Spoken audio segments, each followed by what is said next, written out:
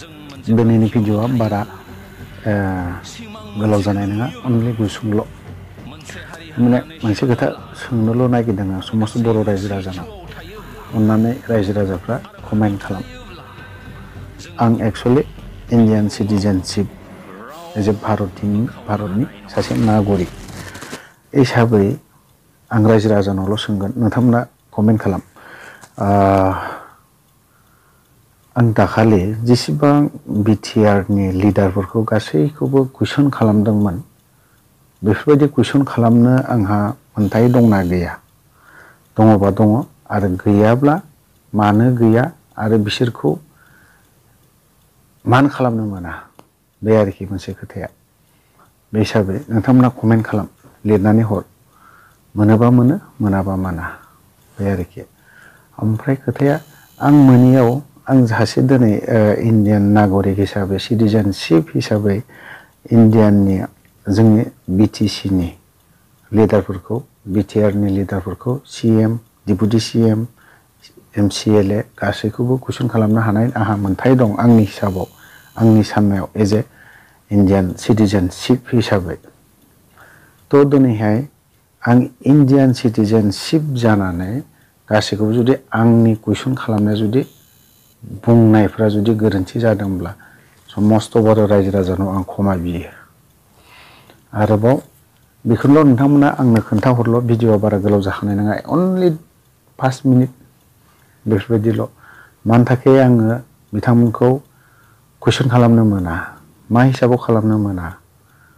बेबो मोनसे आरो मोनाबा आं मानो थाखाय मोना बेखौ खोन्थाहरबानो जाबाय आरो मोनदोंबाथ' मोनदोंआनोसै बे जाहैबाय खिन्थु मोनाखैबा आं मानो कुइसन खालामनो मोना बिसोरखौ इन्डियान सिटिजेनशिप हिसाबै आङो दिनै इन्डियानि लिडारफोरखौनो गासै पलिटिसियानफोरखौ कुइसन खालामनो हायो मोनो आं बिसोरजों हिसाबै आङो नांलायनो खोथा कुइसन सोंलाय जादों आरोखि बेबायदि दा बे खोथाखौ आं दिनै खालामामोन बेखिनि खोथाखौ माने माखासे खोथाया सोरबा सोरबाया बुंदों अफ्रिनिया खोथा बुंनायफोरा बांद्रायदों अफ्रि बुंनाया जुदि गाज्रि जादोंबा समस्त बर' रायजो राजानाव क्षमा बिदों आं मानो होननानै बुङोब्ला आं जा मोनदों जा बुंदों दिनै बिथांमोना मावगासिनो दङ बेखौ आं बुंनायाव बिसोरो गोरोन्थि मावनायखौ जुदि आं बुंनायाव माबा मोनसे गोरोन्थि जादोंबा बे जादोंसै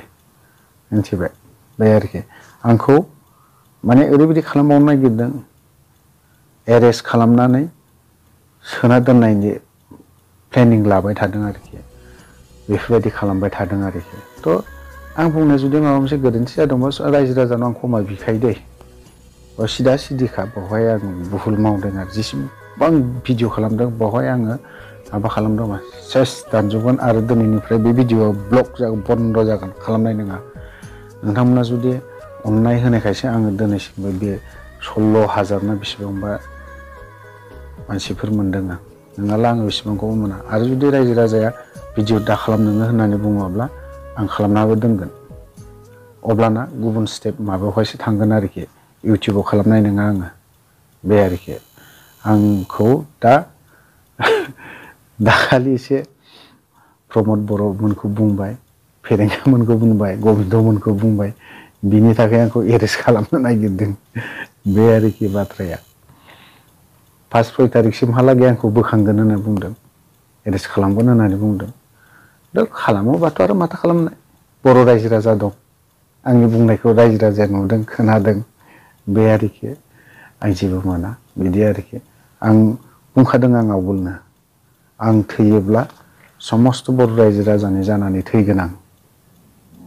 पार्सनेल बेक्ति हिसाबै थैया बे आरोखि जा जेसेबां खोथा बुंदों बेयो बर' रायजो राजानि जानानै बुंनाय बेफोर खोथाफोरा बेफोरबायदि आरोखि आरो आंखौ सोयोब्लाबो समस्त बर' रायजो राजानि जानानै आंखौ जेलाव सोथों बेक्ति हिसाबै दा सोथों आंखौ बे आरोखि खोथाया थ' मोनसे लोगोनि चेनेल दं एनिथिं एडि बेखौ नोंथांमोना साबस्क्राइब खालामनानै ला बिथांनि चेनेला अनलि जानायनि संनायनि मानिबा बिदि दाउ आथिं अमा आथिं बायदिसिना रुनायनिल' दङ बेखौ अननानै नोंथांमोना आंनि जेसेबां साबस्क्राइबारफोर दङ फल' खालामनानै ला आं बेखिनिखौनो दोनथ'नाय जाबाय। गोजोन्थों।